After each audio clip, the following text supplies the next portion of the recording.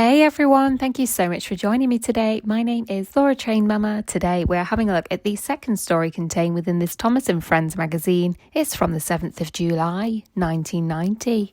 This story is called Mind Your Signals. Enjoy! Thomas is a rarely useful engine most of the time, but occasionally he can be very cheeky, and this often leads him into trouble. One day, Thomas was working on his branch line, pulling his two coaches, Annie and Clarabelle.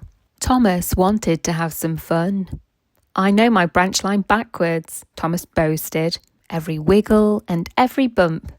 "Well, I'm glad you're not driving backwards," said Clarabelle, "because you wouldn't be able to see where you were going, and I would be at the front instead of the back." "Oh yes, that would be dangerous," agreed Annie. As they were approaching the station, the signals changed to yellow, telling Thomas to slow down. Thomas came to a stop at the station platform to let his passengers off. When Thomas left the station, he started to boast again. "Beep, beep," whistled Thomas. I could. "You could what?" asked Annie. "I could run my branch line without looking," said Thomas. "I'll show you." "Don't be silly," called Clarabelle. "What are you doing?" "I'm shutting my eyes," said Thomas. "But I still know where we are. We're just coming up to the bend and—" "The signal!" shouted Annie. "There was a signal!"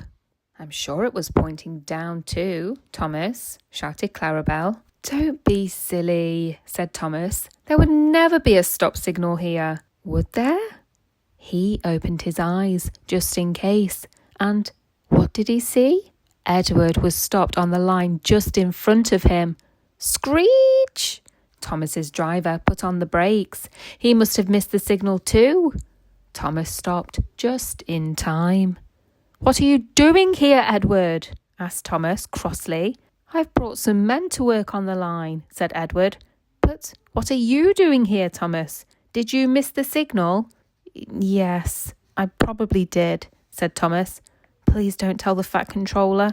But I'm afraid I was pulling the train with my eyes closed, which was very silly indeed." "I'm glad you opened your eyes in time to see me in front of you. Otherwise you would have caused an accident," said Edward. Thomas decided never to close his eyes when working on the line again. The end. That brings us to the end of the story, Mind Your Signals. I really hope that you enjoyed listening along with me today, and if you did, please don't forget to hit the like button. It really helps me out. Share this video with a friend if you want to, and why not join us again tomorrow? I'll cover the final story. Have a great day.